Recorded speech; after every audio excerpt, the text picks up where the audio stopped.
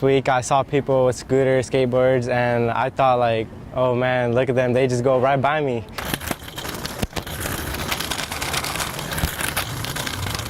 Thinking about getting a skateboard, but the first time I got on a skateboard, I just like fell on my back, so never again.